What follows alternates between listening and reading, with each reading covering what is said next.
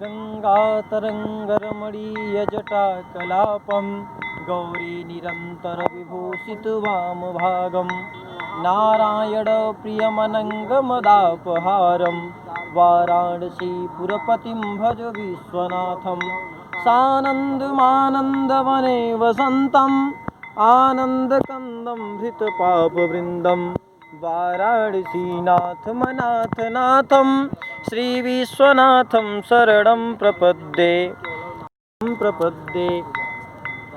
मैं अरुण कुमार तिवारी आप सभी गुरुजनों को सादर चरण स्पर्श प्रणाम करता हूं और सभी मित्रों को मैं अपने सादर प्रणाम करता हूं, सभी साथियों को हार्दिक प्रणाम करता हूं।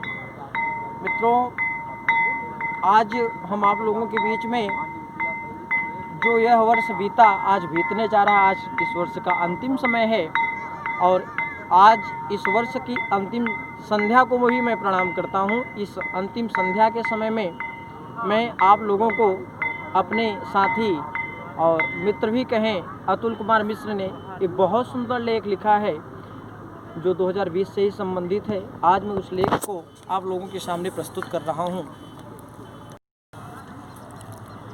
2020 का स्वागत बड़ी धूमधाम से किया गया था। कहते हैं ना, 19 और 20 का ही तो फ़र्क है, लेकिन तूने याद दिला ही दिया 20 हमेशा 20 होता है। बस कुछ ही दिन तो चला था, तेरा कारवां बीता था। मकर संक्रांति और होली का त्यौहार फिर क्या चला, वुहान से कोरोना जैसी महामारी की बयार, और देखते ही देखते इस बीमारी ने पूरे विश्व को अपने आगोश में ले लिया। बड़े बड़े वैज्ञानिक रिसर्चर आज तक इसकी कोई तथ्यात्मक दवा नहीं बना सके।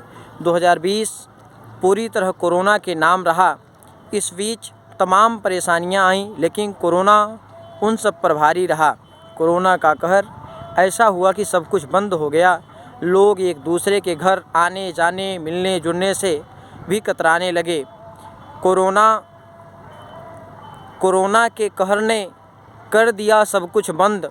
हाथ मिलाने से डर रहे सबके अब सब मित्र। कहर इससे कहीं अधिक करा रहा किसान। पानी ओला तूफान ने कर दिया सब कुछ नष्ट। कोरोना का रोना लेकर रोए सारा शासन तंत्र। किसान के निशान को मिटा रहा भ्रष्टाचारी मंत्र। होली से पूर्व ही किसानों पर प्रकृति की ऐसी मार पड़ी कि उनकी सारी फसल बर्बाद हो गई। सरकार से कुछ आर्थिक सहायता की बात राजनीतिक गलियारों से ही पहुंचा था कि कोरोना के पांव पसारते ही सरकार उसकी सारी व्यथा भूलकर कोरोना महामारी में जुट गई। और किसान बदहाल क्या करता, उसकी तो यह पीड़ा हर वर्ष का है। इसी बीच सभी भारतीयों तथा निर्भया के माता पिता को न्याय के तर्जु से न्याय मिला।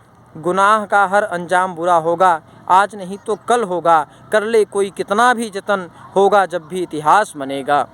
इस बात की चरितार्थ करते हुए आखिरकार निर्भया के दुष्कर्म 4 गुनाहगारों को फांसी की सज़ा दी गई।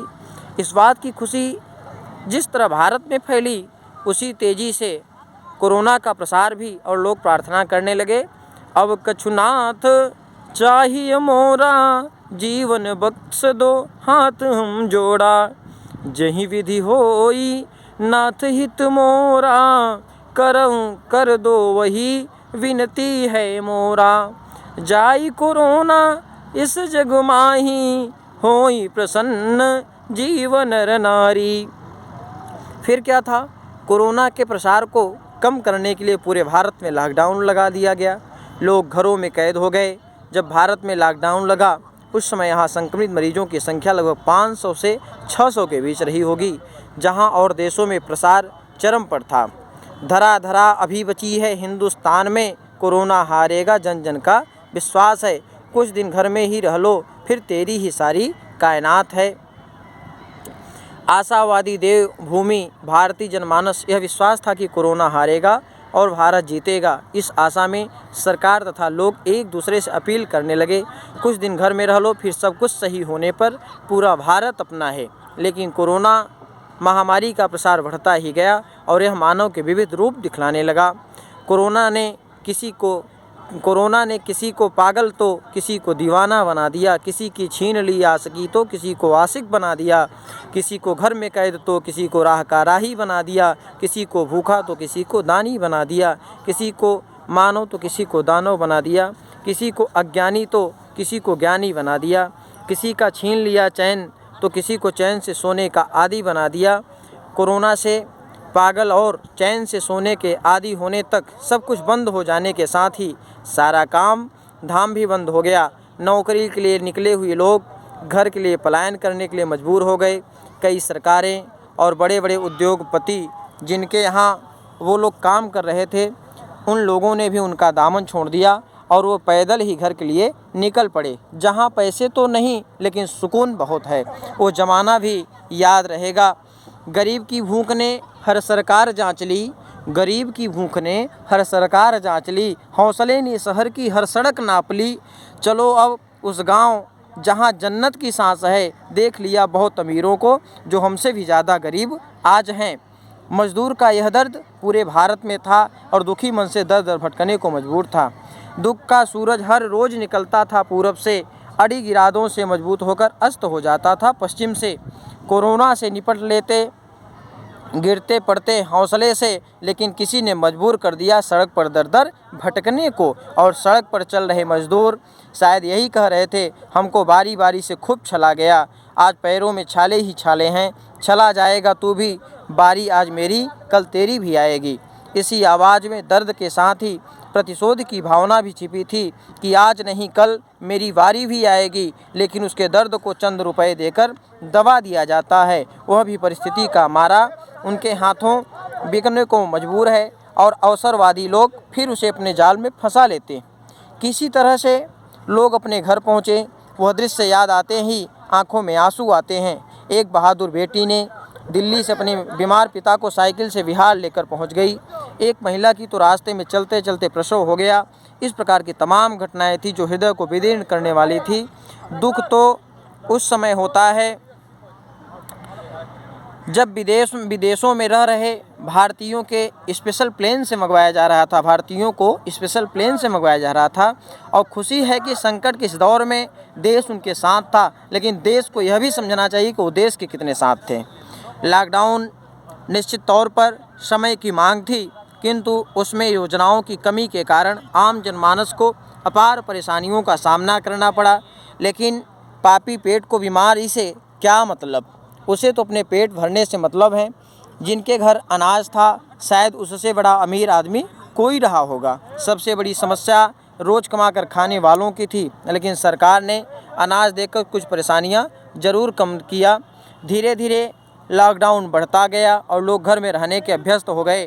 जो अभ्यस्त नहीं हो पाया उस पर पुलिस ने खूब चौके और छक्के मारे, लेकिन वही समझदार लोगों के लिए पुलिस का आदर्श रूप दिखा। उन्होंने लोगों खूब मदद की जिसे कभी भुलाया नहीं जा सकता। कोरोना काल में भी अपनी जान पर खेलकर डॉक्टर तथा स्वास्थ्य विभाग की पूरी टीम, सेना के जवान, पुलिस, बड़े बड़े नेता, अभिनेता, उद्योगपति आदि लोगों ने प्रत्यक्ष और अप्रत्यक्ष रूप से देश की बहुत मदद की, जिसका देश ऋणी रहेगा। ईश्वर से प्रार्थना करता हूँ कि ऐसी बीमारी वाला साल कभी न, लेकिन इतना ज़रूर कहूँगा जो आत्मीयता, प्रेम, भाईचारा, सीख आदि तमाम ऐसे शब्द हैं जो भारतीय जनमानस से दूर हो रहे थे, उसे कोरोना ज़रूर याद दिलाया। उसे कोरोना ज़रूर याद दिलाया। कोरोना काल में लोगों ने अपने का छोड़िए अनजान लोगों की खूब मदद की और लोगों में विश्व बंधुत्व की जो भावना दिखी वो हमेशा कायम रहे। इन्हीं कामना के साथ आने वाला साल देश, समाज, घर, परिवार सभी के लिए अपार संभावनाएं लेकर आए, जिससे राष्ट्र का उत्तरोत्तर विकास हो, प्रगति के पथ पर हमेशा गतिमान रहे। और मैं ईश्वर से निवेदन करता हूं कि यह जो नया साल आने वाला है निश्चित रूप से सभी के लिए मंगलमय हो। सर्वे भवन्तु सुखिनः, सर्वे सन्तु निरामयाः, सर्वे भद्राणि पश्यन्तु, मा कश्चित् दुःखभाग् भवेत्। धन्यवाद।